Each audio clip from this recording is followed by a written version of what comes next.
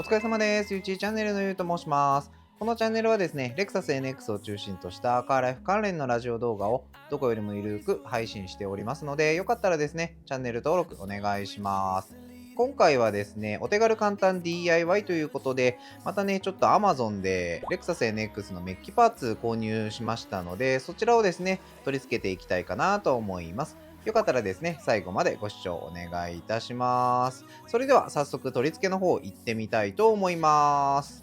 はい、こちらがですね、今回メッキパーツを取り付けるフロントの部分になります。もともと純正では無塗装樹脂の部分ですね。こちらをメッキパーツで加色していきたいかなと思います。上はね、ピアノブラックなんでね、見栄えはいいと思うんですが、どうなるでしょうか。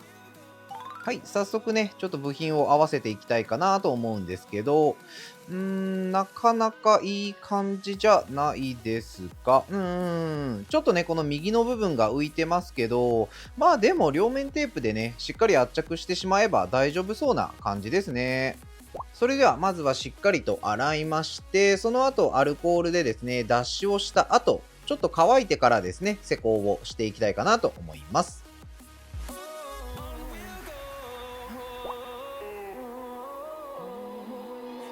Finding life along the way, melodies we haven't played.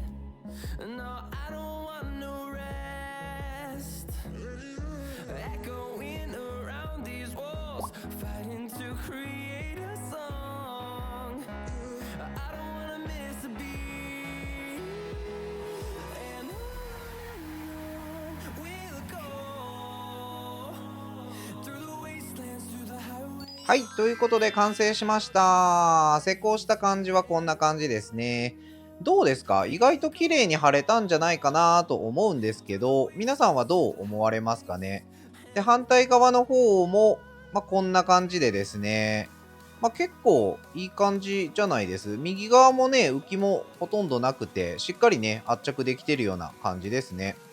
で、全体的にね、ちょっと見ていただこうかなと思うんですけど、前から見た感じはこんな感じですね。数千円にしては、ね、もともと樹脂だった部分がメッキになるだけで、結構良くなったような気がするんですけど。で、横から見た感じはこんな感じですね。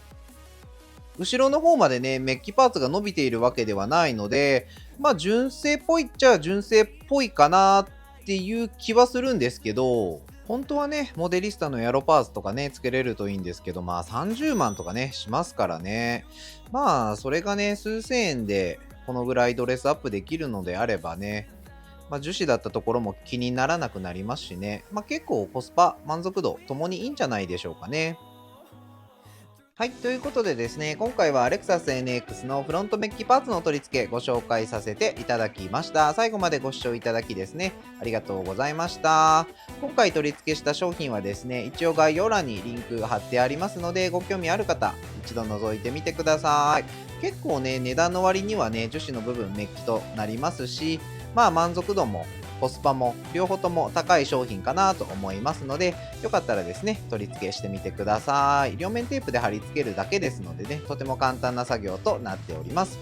それでは今回はこの辺で失礼させていただきます。ではでは、さようなら。